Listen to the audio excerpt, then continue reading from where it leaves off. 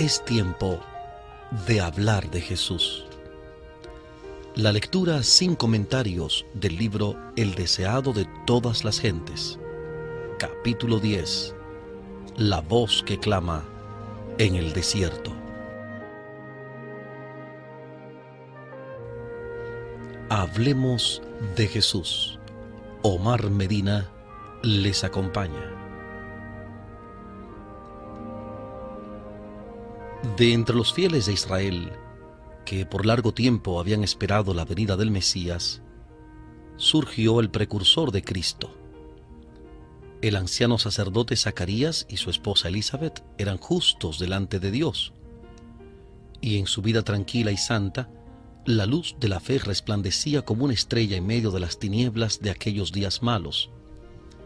A esta piadosa pareja se le prometió un hijo que iría ante la faz del Señor para aparejar sus caminos. Zacarías habitaba en la región montañosa de Judea, pero había subido a Jerusalén para servir en el templo durante una semana, según se requería 2 veces al año de los sacerdotes de cada turno. Y aconteció que ejerciendo Zacarías el sacerdocio delante de Dios, por el orden de su vez, conforme a la costumbre del sacerdocio, salió en suerte a poner el incienso, entrando en el templo del Señor. Estaba de pie delante del altar de oro en el lugar santo del santuario. La nube de incienso ascendía delante de Dios con oraciones de Israel. De repente sintió una presencia divina. Un ángel del Señor estaba en pie a la derecha del altar. La posición del ángel era una indicación de favor, pero Zacarías no se fijó en esto. Durante muchos años Zacarías había orado por la venida del Redentor y ahora el cielo le había mandado su mensajero para anunciarle que sus oraciones iban a ser contestadas. Pero la misericordia de Dios le parecía demasiado grande para creer en ella. Se sentía lleno de temor y condenación propia. Pero fue saludado con la gozosa seguridad: no temas, Zacarías, porque tu oración ha sido oída, y tu mujer Elizabeth te dará a luz un hijo, y le pondrás por nombre Juan, y tendrás gozo y alegría, y muchos se regocijarán en su nacimiento, porque será grande delante de Dios, y no beberá vino ni sidra, y será lleno del Espíritu Santo. Y a muchos de los hijos de Israel convertirá al Señor Dios de ellos, porque Él irá delante de Él con el espíritu y virtud de Elías, para convertir los corazones de los padres a los hijos y los rebeldes a la prudencia de los justos, para aparejar al Señor un pueblo apercibido. Y dijo Zacarías al ángel: ¿en qué conoceré esto? Porque yo soy viejo, y mi mujer avanzada en días. Zacarías sabía muy bien que Abraham en su vejez había recibido un hijo porque había tenido por fiel a aquel que había prometido. Pero por un momento el anciano sacerdote recuerda la debilidad humana. Se olvida de que Dios puede cumplir lo que promete. Qué contraste entre esta incredulidad y la dulce fe infantil de María, la Virgen de Nazaret, cuya respuesta al asombroso anuncio del ángel fue: «He aquí la sierva del Señor, hágase en mí conforme a tu palabra», como dice Lucas capítulo 1, versículo 38. Lucas 1, 38.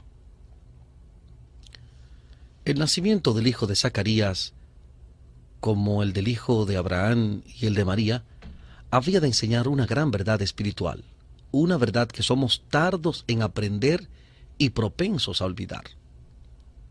Por nosotros mismos somos incapaces de hacer bien, pero lo que nosotros no podemos hacer será hecho por el poder de Dios en toda alma sumisa y creyente. Fue mediante la fe como fue dado el Hijo de la promesa. Es por la fe como se engendra la vida espiritual y somos capacitados para hacer las obras de justicia. A la pregunta de Zacarías, el ángel respondió: yo soy Gabriel, que estoy delante de Dios, que soy enviado a hablarte y a darte estas buenas nuevas. 500 años antes Gabriel había dado a conocer a Daniel el periodo profético que había de extenderse hasta la venida de Cristo. El conocimiento de que el fin de este periodo se acercaba había inducido a Zacarías a orar por el advenimiento del Mesías. Y aquí que el mismo mensajero por quien fuera dada la profecía había venido a anunciar su cumplimiento. Las palabras del ángel, yo soy Gabriel que estoy delante de Dios, demuestran que ocupa un puesto de alto honor en los atrios celestiales. Cuando fue a Daniel con un mensaje, dijo, ninguno hay que se esfuerce conmigo en estas cosas, sino Miguel, Cristo, vuestro príncipe. Daniel capítulo 10, versículo 21, Daniel 10, 21. El Salvador habla de Gabriel en el Apocalipsis diciendo que la declaró enviándola por su ángel a Juan su siervo. Apocalipsis 1:1. Y a Juan el ángel declaró, yo soy siervo contigo y con tus hermanos los profetas. Apocalipsis 22:9. Apocalipsis 22:9.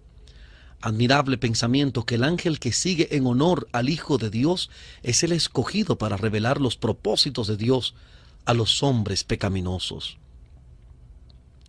Zacarías había expresado duda acerca de las palabras del ángel. No había de volver a hablar hasta que se cumpliesen. He aquí, dijo el ángel, estarás mudo hasta el día que esto sea hecho, por cuanto no creíste a mis palabras, las cuales se cumplirán a su tiempo. El sacerdote debía orar en este culto por el perdón de los pecados públicos y nacionales y por la venida del Mesías. Pero cuando Zacarías intentó hacerlo, no pudo pronunciar una palabra. Saliendo fuera para bendecir al pueblo, les hablaba por señas y quedó mudo. Le habían esperado mucho tiempo y empezaban a temer que le hubiese herido el juicio de Dios. Pero cuando salió del lugar santo, su rostro resplandecía con la gloria de Dios y entendieron que había visto visión en el templo. Zacarías les comunicó lo que había visto y oído, y fue que cumplidos los días de su oficio, se vino a su casa. Poco después del nacimiento del niño prometido, la lengua del padre quedó desligada y habló bendiciendo a Dios.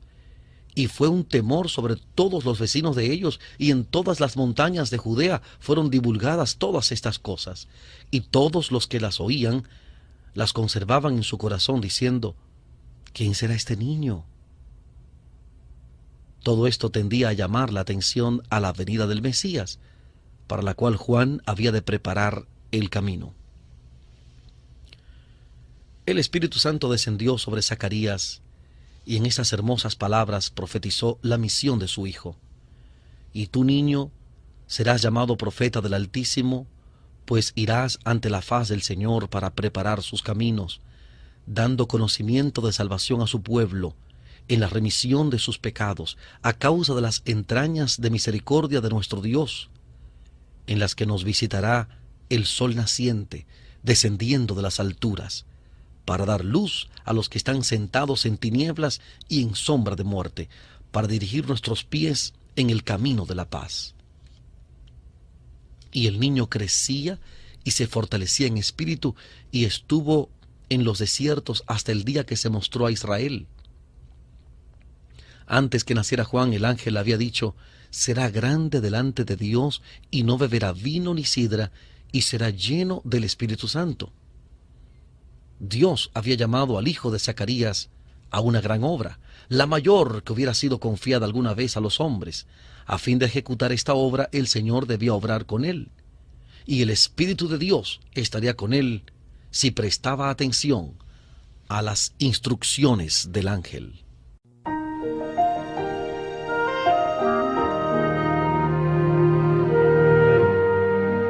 Estamos presentando la lectura sin comentarios del capítulo 10 del libro El deseado de todas las gentes. Capítulo 10. La voz que clamaba en el desierto.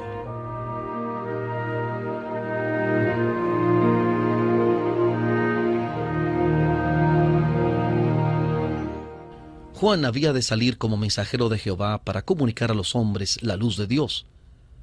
debía dar una nueva dirección a sus pensamientos, debía hacerle sentir la santidad de los requerimientos de Dios y su necesidad de la perfecta justicia divina.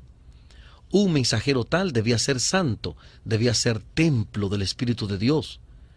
A fin de cumplir su misión debía tener una constitución física sana y fuerza mental y espiritual.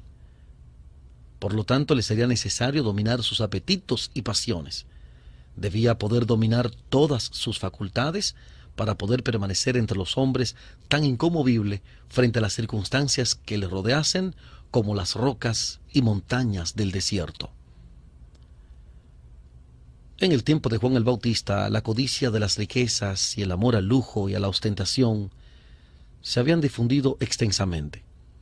Los placeres sensuales, banquetes y borracheras estaban ocasionando enfermedades físicas y degeneración, embotando las percepciones espirituales y disminuyendo la sensibilidad al pecado. Juan debía destacarse como reformador. Por su vida abstemia y su ropaje sencillo, debía reprobar los excesos de su tiempo. Tal fue el motivo de las indicaciones dadas a los padres de Juan, una lección de temperancia dada por un ángel del trono celestial. En la niñez y la juventud es cuando el carácter es más impresionable. Entonces es cuando debe adquirirse la facultad del dominio propio. En el hogar, la familia, se ejercen influencias cuyos resultados son tan duraderos como la eternidad. Más que cualquier dote natural, los hábitos formados en los primeros años deciden si un hombre vencerá o será vencido en la batalla de la vida. La juventud es el tiempo de la siembra, determina el carácter de la cosecha para esta vida y la venidera.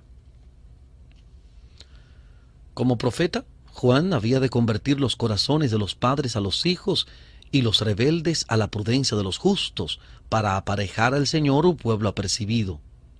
Al preparar el camino para la venida de Cristo, representaba a aquellos que han de preparar un pueblo para la segunda venida de nuestro Señor. El mundo está entregado a la sensualidad. Abundan los errores y las fábulas. Se han multiplicado las trampas de Satanás para destruir a las almas. Todos los que quieran alcanzar la santidad en el temor de Dios deben aprender las lecciones de temperancia y dominio propio. Las pasiones y los apetitos deben ser mantenidos sujetos a las facultades superiores de la mente. Esta disciplina propia es esencial para la fuerza mental y la percepción espiritual que nos han de habilitar para comprender y practicar las sagradas verdades de la palabra de Dios. Por esta razón, la temperancia ocupa un lugar en la obra de prepararnos para la segunda venida de Cristo. En el orden natural de las cosas, el hijo de Zacarías habría sido educado para el sacerdocio, pero la educación de las escuelas rabínicas le habría arruinado para su obra. Dios no le envió a los maestros de teología para que aprendiese a interpretar las Escrituras. Le llamó al desierto para que aprendiese de la naturaleza y del Dios de la naturaleza. Fue en una región solitaria donde halló hogar, en medio de las colinas áridas, de los desfiladeros salvajes y las cuevas rocosas. Pero él mismo quiso dejar a un lado los goces y lujos de la vida y prefirió la severa disciplina del desierto.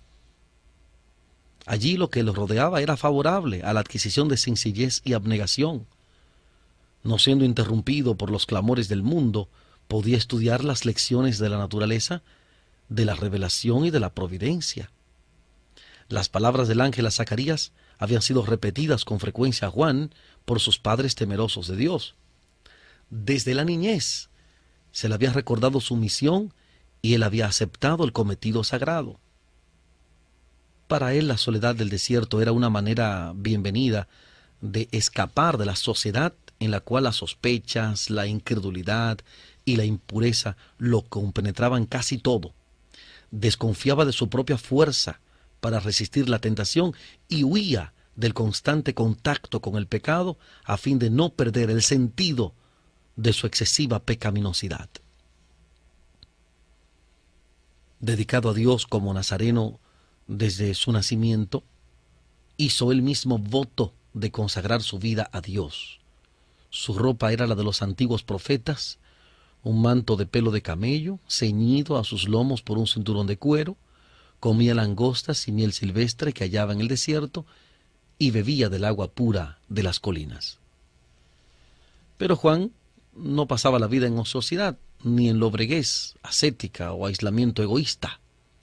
De vez en cuando salía a mezclarse con los hombres y siempre observaba con interés lo que sucedía en el mundo.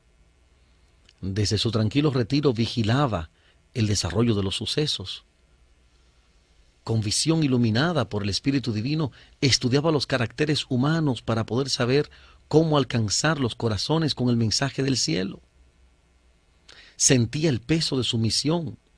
En la soledad, por la meditación y la oración, trataba de fortalecer su alma para la carrera que le esperaba. Aun cuando residía en el desierto, no se veía libre de tentación. En cuanto le era posible, cerraba todas las avenidas por las cuales Satanás podría entrar y sin embargo era asaltado por el tentador. Pero sus percepciones espirituales eran claras. Había desarrollado fuerza de carácter y decisión, y gracias a la ayuda del Espíritu Santo, podía reconocer los ataques de Satanás y resistir su poder.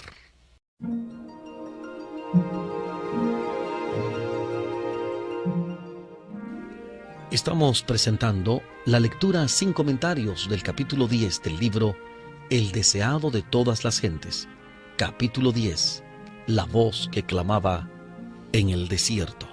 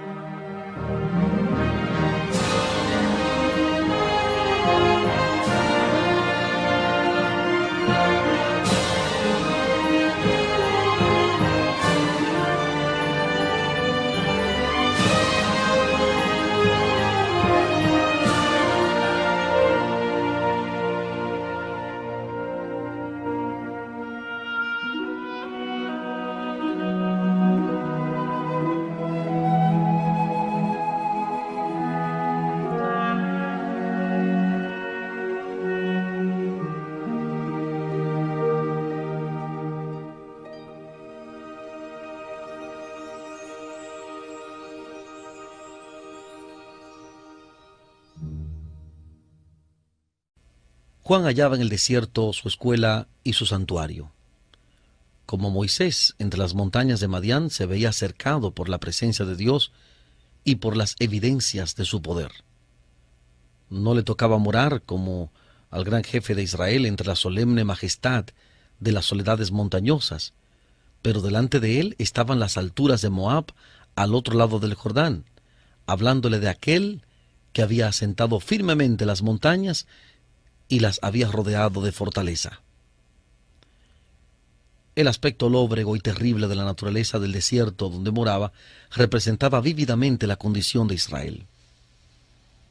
La fructífera viña del Señor había llegado a ser un desierto desolado. Pero sobre el desierto los cielos se inclinaban brillantes y hermosos. Las oscuras nubes, formadas por la tempestad, estaban cruzadas por el arco iris de la promesa. Así también, por encima de la degradación de Israel, resplandecía la prometida gloria del reinado del Mesías. Las nubes de ira estaban cruzadas por el arco iris de su pactada misericordia. A solas, en la noche silenciosa, Juan leía la promesa que Dios hiciera a Abraham de una posteridad tan innumerable como las estrellas. La luz del alba, que doraba las montañas de Moab, le hablaban de aquel que sería como la luz de la mañana, cuando sale el sol de la mañana sin nubes. Y en el resplandor del mediodía veía el resplandor de la manifestación de Dios, cuando se revelará la gloria de Jehová, y toda carne juntamente la verá. Isaías capítulo 40, versículo 5. Isaías 45. Con espíritu alegre, aunque asombrado, Juan buscaba en los rollos proféticos las revelaciones de la venida del Mesías, la simiente prometida, que había de aplastar la cabeza de la serpiente, el Shiloh, el pacificador, que había de aparecer antes que dejase de reinar un rey en el trono de David. Ahora había llegado el momento. Un gobernante romano se sentaba en el palacio del monte de Sión. Según la segura palabra del Señor, el Cristo ya había nacido. De día y de noche estudiaba las arrobadoras descripciones que hiciera Isaías de la gloria del Mesías, en las que lo llamaba el retoño de la raíz de Isaí, un hijo que reinará con justicia, juzgando con rectitud por los mansos de la tierra. Sería un abrigo contra la tempestad, la sombra de una peña grande en tierra de cansancio. Israel no sería ya llamado desamparada, ni su tierra asolamiento, sino que sería llamado del Señor mi deleite, y su tierra Biula. Isaías capítulo 11, versículo 4, e Isaías capítulo 32, versículo 2. Isaías 11, 34, 34, 2, e Isaías 62, 4. Isaías 62, 4. El corazón del solitario desterrado se hinchía de la gloriosa visión. Miraba al rey en su hermosura y se olvidaba de sí mismo, contemplaba la majestad de la santidad y se sentía deficiente e indigno. Estaba listo para salir como el mensajero del cielo sin temor de lo humano, porque había mirado lo divino. Podía estar en pie sin temor en presencia de los monarcas terrenales, porque se había postrado delante del Rey de Reyes. Juan no comprendía plenamente la naturaleza del reino del Mesías. Esperaba que Israel fuese liberado de sus enemigos nacionales, pero el gran objeto de su esperanza era la venida de un rey de justicia y el establecimiento de Israel como nación santa.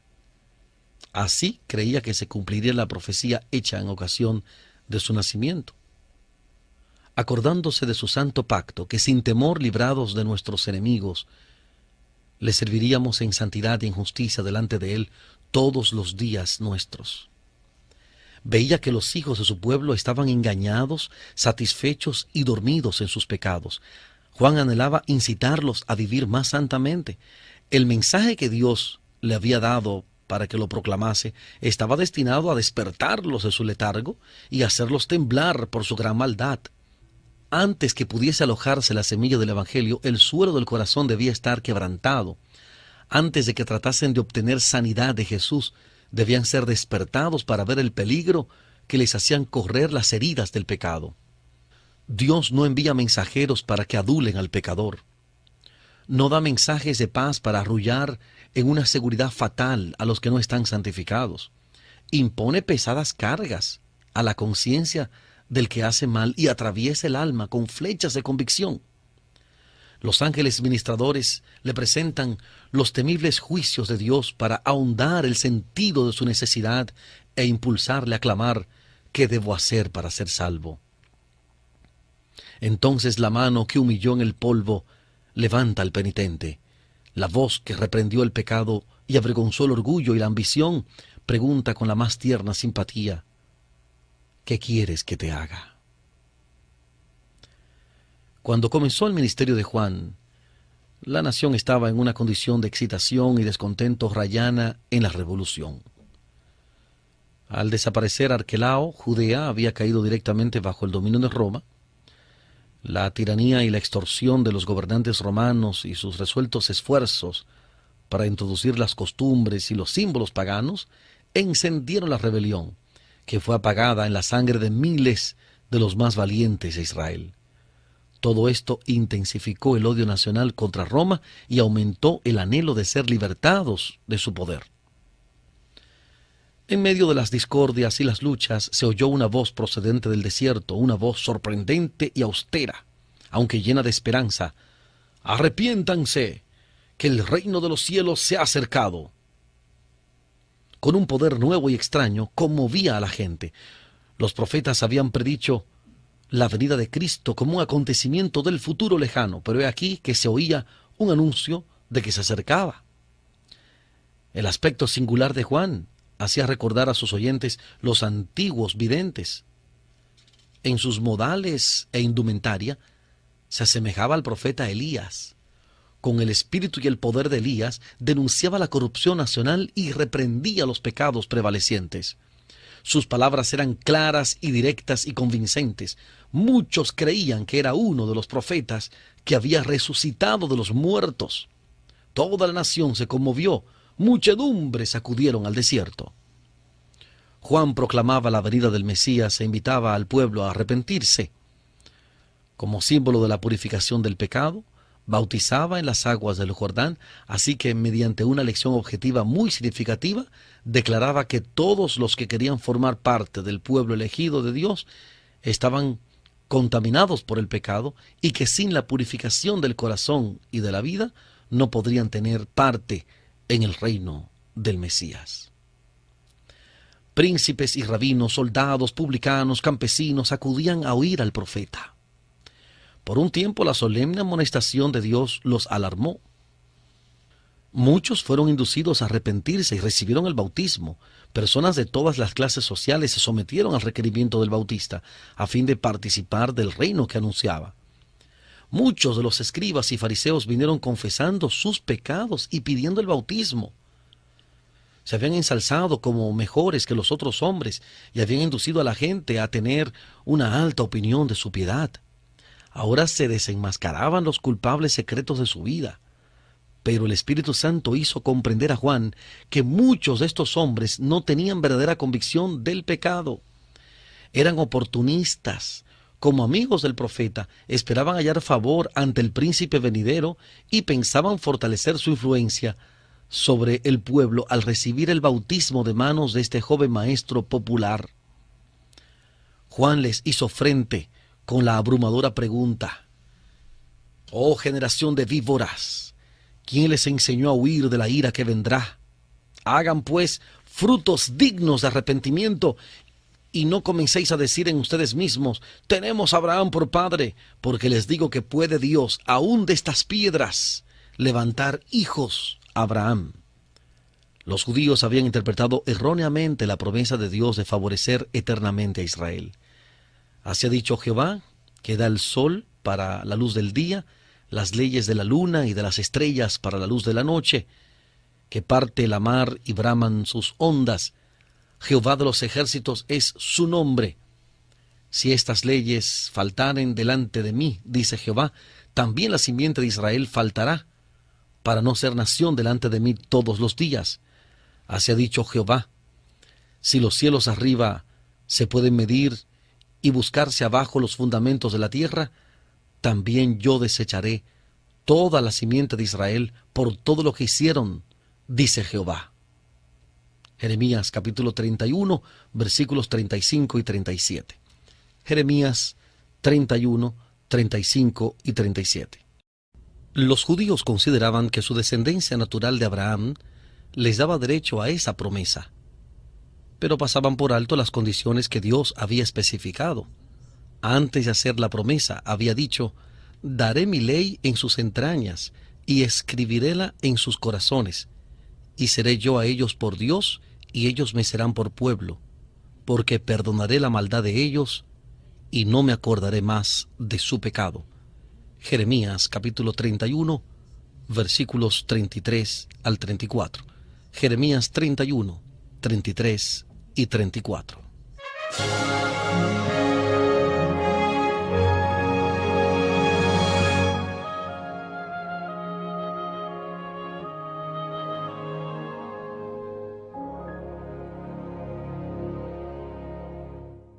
El favor de Dios se asegura a aquellos en cuyo corazón está escrita su ley. Son uno con Él. Pero los judíos se habían separado de Dios. A causa de sus pecados estaban sufriendo bajo sus juicios. Esta era la causa de su servidumbre a una nación pagana. Los intelectos estaban oscurecidos por la transgresión, y porque en tiempos pasados el Señor les había mostrado tan grande favor, disculpaban sus pecados. Se lisonjeaban de que eran mejores que otros hombres, con derecho a sus bendiciones. Estas cosas son escritas para nuestra admonición, en quienes los fines de los siglos han parado. Como dice 1 Corintios 10:11. 1 Corintios 10:11. Con cuánta frecuencia interpretamos erróneamente las bendiciones de Dios y nos lisonjeamos de que somos favorecidos a causa de alguna bondad nuestra. Dios no puede hacer en favor nuestro lo que anhela hacer. Sus dones son empleados para aumentar nuestra satisfacción propia y para endurecer nuestro corazón en la incredulidad y el pecado. Juan declaró a los maestros de Israel que su orgullo, egoísmo y crueldad demostraban que eran una generación de víboras, una maldición mortal para el pueblo, más bien que los hijos del justo y obediente Abraham. En vista de la luz que habían recibido de Dios, eran peores que los paganos a los cuales se creían tan superiores. Habían olvidado la roca de la cual habían sido cortados y el hoyo del cual habían sido arrancados. Dios no dependía de ellos para cumplir su propósito. Como había llamado a Abraham de un pueblo pagano, podría llamar a otros a su servicio. Sus corazones podían aparentar ahora estar tan muertos como las piedras del desierto, pero su espíritu podía vivificarlos para hacer su voluntad y recibir el cumplimiento de su promesa. Y ya también, decía el profeta, el hacha está puesta a la raíz de los árboles. Todo árbol, pues, que no hace buen fruto, es cortado y echado en el fuego. No por su nombre, sino por sus frutos, se determina el valor de un árbol. Si el fruto no tiene valor, el nombre no puede salvar al árbol de la destrucción. Juan declaró a los judíos que su situación delante de Dios había de ser decidida por su carácter y su vida. La profesión era inútil. Si su vida y su carácter no estaban en armonía con la ley de Dios, no eran su pueblo. Bajo sus escrutadoras palabras, sus oyentes quedaron convencidos. Vinieron a él preguntando: «Pues, ¿qué haremos?». Él contestó: «El que tiene 2 túnicas, dé al que no tiene, y el que tiene que comer, haga lo mismo». Puso a los publicanos en guardia contra la injusticia y a los soldados contra la violencia. Todos los que se hacían súbditos del reino de Cristo, decía él, debían dar evidencia de fe y arrepentimiento. En su vida debía notarse la bondad, la honradez, la fidelidad. Debían atender a los menesterosos y presentar sus ofrendas a Dios. Debían proteger a los indefensos y dar un ejemplo de virtud y compasión. Así también los seguidores de Cristo darán evidencia del poder transformador del Espíritu Santo. En su vida diaria se notará la justicia, la misericordia, el amor de Dios. De lo contrario, son como el tamo que se arroja al fuego. Yo a la verdad les bautizo en agua para arrepentimiento, dijo Juan, mas el que viene tras mí, más poderoso es que yo, los zapatos del cual yo no soy digno de llevar. Él los bautizará en el Espíritu Santo y fuego. El profeta Isaías había declarado que el Señor limpiaría a su pueblo de sus iniquidades con espíritu de juicio y con espíritu de ardimiento. La palabra del Señor a Israel era: volveré mi mano sobre ti y limpiaré hasta lo más puro de tus escorias.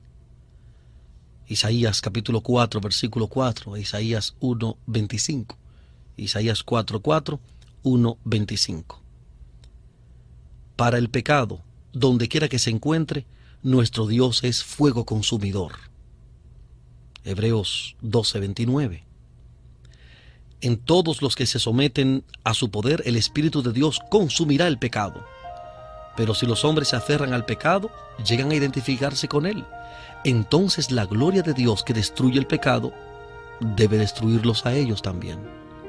Jacob, después de la noche de lucha con el ángel, exclamó: vi a Dios cara a cara, y fue librada mi alma.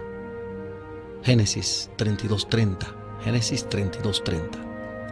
Jacob había sido culpable de un gran pecado en su conducta hacia Esaú, pero se había arrepentido. Su transgresión había sido perdonada y purificado su pecado. Por lo tanto, podía soportar la revelación de la presencia de Dios. Pero siempre que los hombres se presentaron a Dios mientras albergaban voluntariamente el mal, fueron destruidos.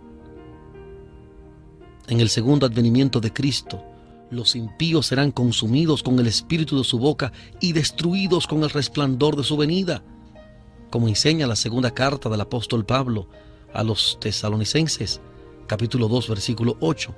Segunda de Tesalonicenses 2:8. La luz de la gloria de Dios que imparte vida a los justos matará a los impíos. En el tiempo de Juan el Bautista, Cristo estaba por presentarse como revelador del carácter de Dios. Su misma presencia haría manifiestos a los hombres sus pecados. Únicamente en la medida en que estuviesen dispuestos a ser purificados de sus pecados, podrían ellos entrar en comunión con Él. Únicamente los limpios de corazón podrían morar en su presencia. Así declaraba Juan el Bautista el mensaje de Dios a Israel. Muchos prestaban oído a sus instrucciones. Muchos lo sacrificaban todo a fin de obedecer. Multitudes seguían de lugar en lugar a este nuevo maestro, y no pocos abrigaban la esperanza de que fuese el Mesías. Pero al ver Juan que el pueblo se volvía hacia él, buscaba toda oportunidad de dirigir su fe a aquel que había de venir.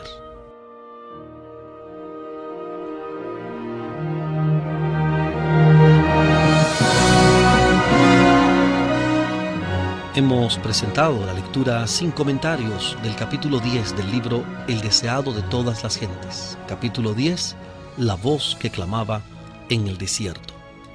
Este capítulo está basado en el Evangelio según San Lucas, capítulo 1, versículos 5 al 23. Lucas 1, 5 al 23. También Lucas 1, 57 al 80. Lucas 1, 57 al 80. Y el capítulo 3 también del Evangelio de Lucas, los versículos 1 al 18, Lucas 3, 1 al 18. La historia también la refiere Mateo capítulo 3, versículos 1 al 12, Mateo capítulo 3, 1 al 12, y Marcos 1, 1 al 8.